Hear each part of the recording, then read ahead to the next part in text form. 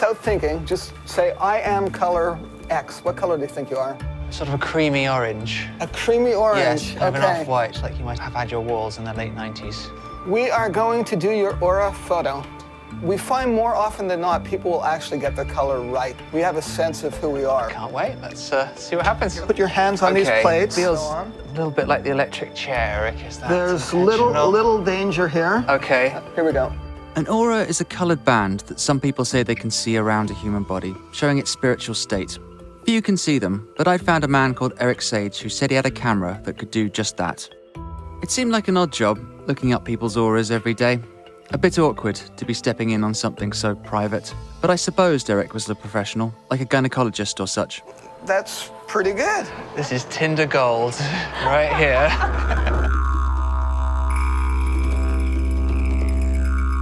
When I was 4, I had many visions of meeting God and meeting new people.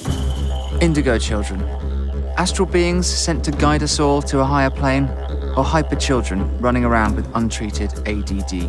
How can you tell if your child is gifted or has a disorder? Some parents and even some doctors believe that a number of children today are gifted with psychic powers. They call them indigo children. The term has been around since the 1970s, coined by psychologist and medium Nancy Ann Tapp, who claimed she'd noticed a sharp uptick in the number of babies born with indigo-coloured auras. But it was in the 90s that the phenomenon took off in the mainstream, thanks to the book The Indigo Children, The New Kids Have Arrived, by husband and wife team Lee Carroll and Jan Tobo. Say you're an indigo, and somebody comes up to you and asks you a question about their life, and you could tell them what it was and how it happened. They entered all of our homes. Oprah featured them, documentaries exposed them, and all across America, thousands of parents refused to swallow their kids' ADHD medicine, rejecting medical diagnoses in favor of declaring their kids as indigo. I think it's a stab at trying to apply a more positive label to these children rather than the more pejorative terms like ADHD. Many of the kids who were raised in its shadows are now adults. Do they still see it as their glorious destiny, or as something much less benign? So where my motherfucking indigos at in the building? Let me hear real quick. I've come to America to see how brightly the indigo movement's aura is still shining.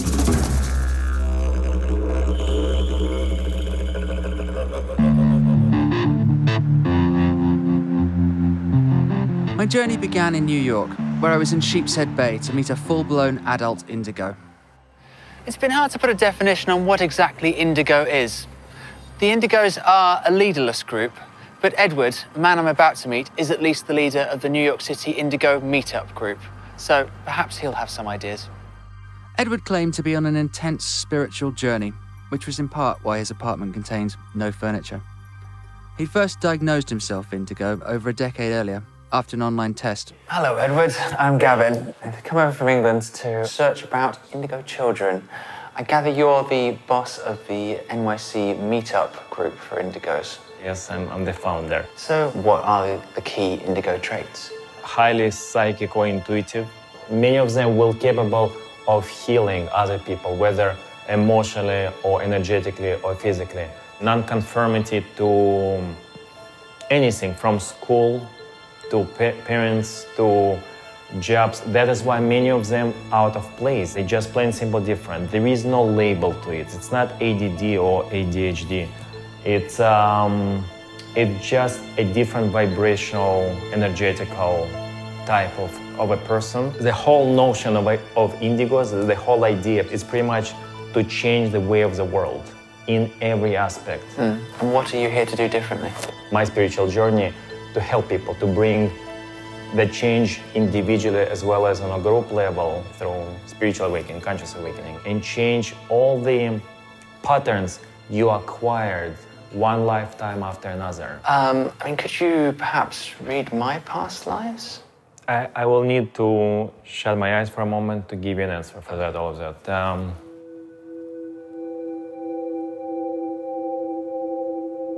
Edward didn't seem to be getting any information about my past life. Was that the psychic's protective boredom threshold kicking in? Even I wasn't sure. So it's very interesting. First of all, I am not getting any information about your past life, but still some information came through that I was told to relate to you. Okay. And that information actually, first of all, you are an indigo yourself. You are an indigo. I am an indigo. Yourself, first of all. Second of all, it is so. Find your core. Find what moves you and makes your soul and your heart sing, and do that. You will be able to bring a lot of changes and beauty to this world in your own way. Okay, well, and on that I-bomb bombshell, this is Gavin Haynes, indigo, signing off with Edward Tarashansky, indigo-ish. Very nice meeting you, brother.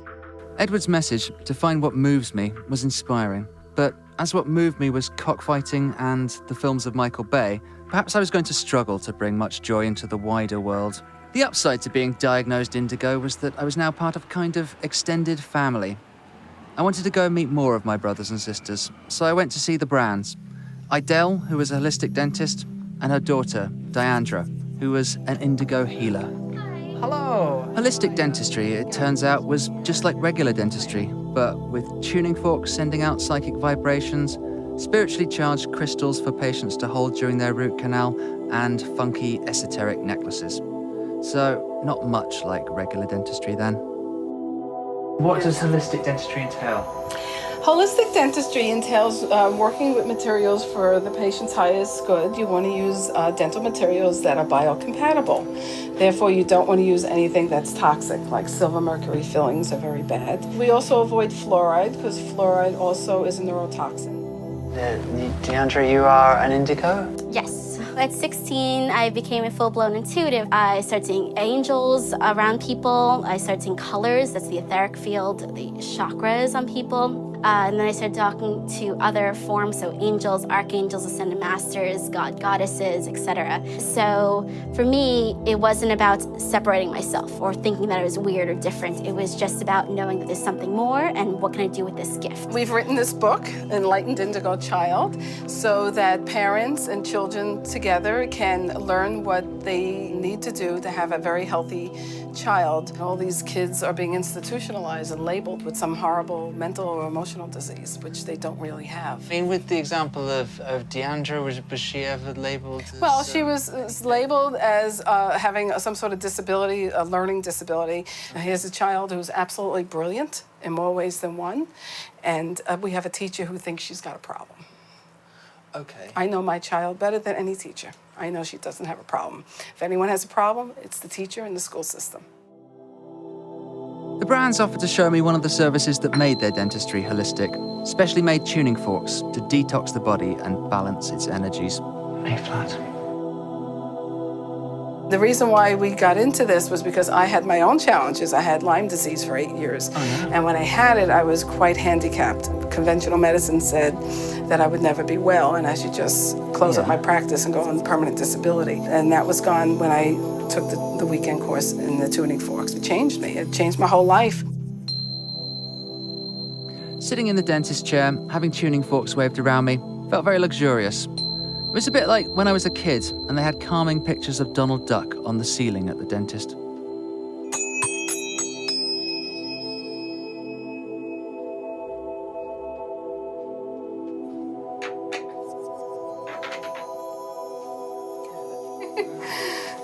It's over. How are you?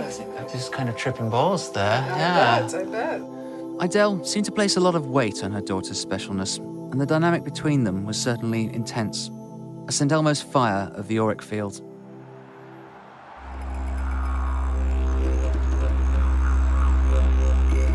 Flemington, New Jersey. When we heard that there was going to be a psychic fair at the local elk lodge, my own psychic sense told me that maybe we could find an indigo or two here.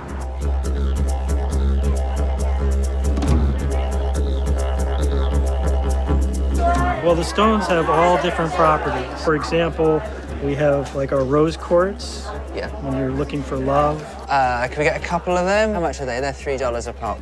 Bargain. Are you indigo? Do you know any indigos? Yes, I'm an indigo. Are you? Yes. Okay. How does it feel?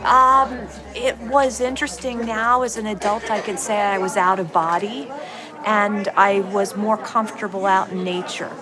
or in solitude than I was comfortable at school or with other kids. So what are you doing here at the fair? I'm a shamana, which means a female healer. So I'm doing etheric surgery and armor removal, which means I scan a person's auric field to see what structures are there that are blocking the flow of spiritual energy. Okay. Well, it sounds like very important work, and thank you very much for sharing it with me. Thank you so very much. Not only was this a one-stop mediclinic for etheric surgery, the psychic fair was also full of the usual clairvoyants, gemstone salesmen, and auric artists. Love the artwork. Is there something representational here? Chromotherapy, color healing, working with colors. What about indigo? Is that a color which you would incorporate within your palette? Yeah, indigo is a very powerful color. Are you aware of the concept of indigo children? I have an indigo child. Do you? I do. And what is it like to be an indigo mother? And is that a special thing? Well, you kind of buckle up and sit back and relax as best as you can because they're always on the go. They're very knowledgeable. They're very insightful to the point where it can be a little bit spooky sometimes how they know things. Was this child asked to be put on medication at any point? I pretty much refused medication. Okay. We used sugared iced tea. What's that? Iced tea. Okay, sugared iced tea. That has sugar because it reverses. It calms them down. Like if she had a test, she would get really, really nervous. So in the morning, I would be sure. Because normally sugar would hype kids up. And it has the reverse effect on my daughter. Well, that is one to ponder. Thank you very much for your time. Good to meet you. Turns out I've been treating myself as an indigo for many years with sugared iced tea and didn't even know it. Indigos seem to be plugged into a higher spiritual switchboard. I began to wonder what would happen if I dialed out to modern psychology. It was time to seek out professional help. Thanks so much for sitting down with us. Why don't you just start by telling us a little bit about your practice? Well, I'm a clinical psychologist, and I work with children, teens, and adults. I specialize in ADHD. What are the key symptoms of ADHD? Many people know the basic ones of lack of focus and inattention, difficulty getting started on tasks, so that's procrastination. And once you get started on something, it's very hard to maintain effort, so you kind of lose effort and focus. Difficulty actually regulating your emotions. That sounds like a lot of people I know. It's not so much the symptoms as to the severity. I mean, what does treatment involve for ADHD nowadays? Basically, nowadays, Ritalin, Adderall, Concerta, Vyvanse, stimulants are the main treatment. So you very much believe that ADHD and ADD are real things, real entities in the world. These are diagnosable conditions. Absolutely. You mentioned earlier a case of a woman who came to you with a child who potentially had ADHD, but she had diagnosed as indigo and taken away from you again. What happens if ADHD goes unchecked? Years of undiagnosed ADHD lead to school failure. And if he's super hyperactive, maybe he can't make friends and keep friends. And year after year of failure compounded leads to real or pervasive and deep shame about oneself, which is the recipe for depression and anxiety and drug use and then possibly jail. Recognizing a child with ADHD can draw well or horseback ride or do something unique, and supporting those gifts is great. But saying that you, without doing anything, are unique and special and different than every other child is not helpful. You think they're making mini monsters, children who can only be isolated? Yes, right. Narcissists. Yeah. Yeah. And that's a bad thing? Yes. The older I've gotten, the more I've realized that my drawing usually is really much better than I think it is when I just don't judge it at all. When I kind of just draw. And there's no judgment, and it's just freestyle. Oh, this is actually the chakra test that I took online. My indigo third eye was 89%, and it was the most active. Yeah. Serafina was diagnosed as indigo at a young age by her mother when she started recognizing her extraordinary gifts. Were you already interested in the idea of indigo children? Was it something that appealed to you? Very much so. Yeah, very much so. I think from the time I was in my 20s, I began delving into spirituality and the meaning of life, vibrations, past lives. When did you first realize that your daughter was an indigo child? Oh, very, very early on. From the moment that she was an infant, the unique way Serafina sees the world, visually, in terms of perspective, it's very different. Some people feel that indigo children have been sent here to open up the world to a new age. Do you feel that you've been sent here to open up the world to a new age? I feel that I've been sent here not only to benefit those who know me in terms of giving advice or having a shoulder for someone to cry on or be able to give them a different perspective on life, but also just for me to figure out what I'm here for and figuring out what my journey is. I find I'm constantly learning from her. So each year is just this new discovery of the more gifts she has. Tell me about your gifts. I can read auras of people that I've been living with for a while, like my mom or my brother. I always realize, like, yeah, she has this orange glow about her, and it was something that I always Okay, so it's orange. Orange. I don't know, I don't see him. And what about your brother's aura? I'd say my brother's aura is like a light blue. He's definitely blue because I find blue to be like strong, and it can kind of be cold or even aggressive. A cold blue. Was it any wonder her brother was called Azure? Serafina seemed to spend a lot of time comparing herself to her older brother. The more she talked of him, the more I sensed the dynamic between them could be the key to something. And what was it like growing up with an indigo sister? Serafina's a lot more artistic and creative than I am, and she has a very different way of viewing things than I do, and I think that was like obviously a large source of our confrontations. Academically, school has come much easier to me than it has to Serafina. That's not to say with lack of trying on her part, but for me it was like school was always a second thought. It was like whatever I wanted to do, and then sure, I'll get my A's and then move on. Whereas for Serafina, she really had to like sit down and, you know, contain her attention on the one topic at hand. Do you have any interest in that sort of esoteric realm? Are you into vibrations, crystals, those sorts of things?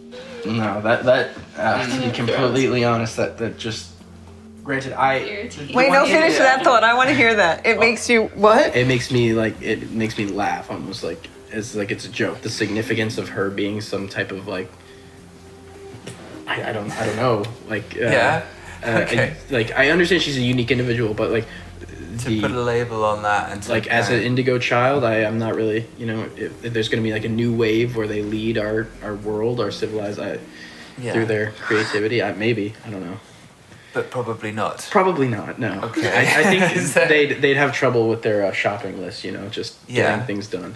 Azure was right. As an indigo, I did have a great deal of trouble with my own shopping list. But then, taking over the world is frankly a completely different skill set.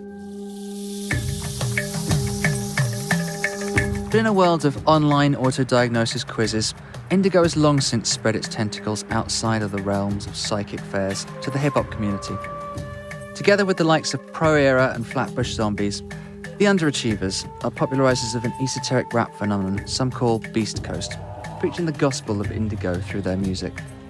I went to New York's Webster Hall for their homecoming show. So where my motherfucking indigos at in the building? Let me hear real quick. I said, where my motherfucking indigos at in the building? Let me hear. Hey, a rebel who was searching for treasures in his soul. Fishing for gold, I found a key. So was it for you guys? I don't think I'll be everywhere I'm at right now. Yeah, for us. You guys made me prosper so much. My goal is to unite our generation. I don't think that I'm going to succeed, but in the past 2 years and 3 years of us trying to do it passionately, we've come far. And I mean, what do you think of the link between ADD and indigo? Do you think there is a case for the counter argument that, like, some kids diagnosed as indigo when they should be on medication? I don't believe in ADHD. Because when I was younger, I was like smart, but I was like very bad in class, like mischievous. So they wanted to put me on Ritalin and like Adderall. Thank God for my mom. She was like, no way you doing that. shit. I seen that they kept telling kids that they had ADHD, a lot of kids inside of my generation. So I started to do research on it online, thanks to the internet. I came across indigo.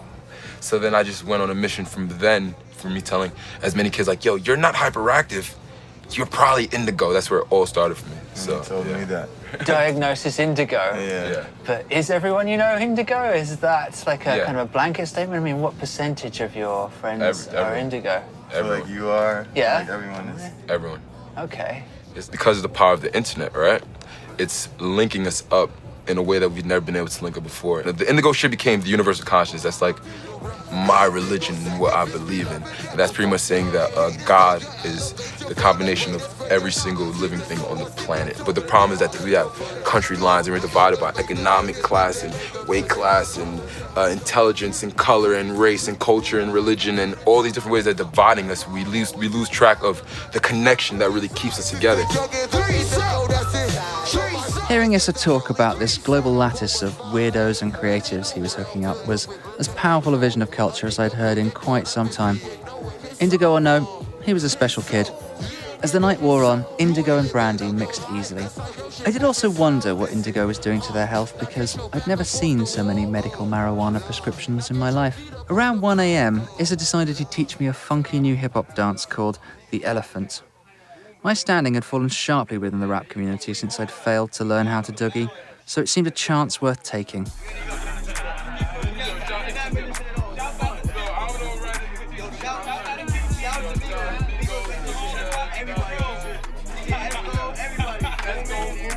I felt really bad spilling Issa's drink, but then, as an indigo, I knew he'd forgive me. That's how it works, right? I'm at the end of my quest. I'm exhausted. My aura is just a pool of muddy brown cosmic sweat dripped around me. I've been promised a series of golden gods, but overall, I can't say I've been overly convinced by the extrasensory powers of the people I've met. Overall, indigo seems to be a catch-all for a range of New Age experiences. Talking to angels, color therapy, sensitivity to others, these have all been around for hundreds of years. Why is indigo happening now? Because people need it. Like any religion, indigos externalize a higher power, which then validates their own sense of internal specialness. That's not always a problem. The more I've interacted with the indigo tribe, the more I've come to see them as an important rebuttal to the idea that medicating anyone can solve their problems. Some people just are different. They learn differently, they think unconventionally. We're all told we're special. It's just when some people are told they are more special than others that the awkwardness starts to creep in.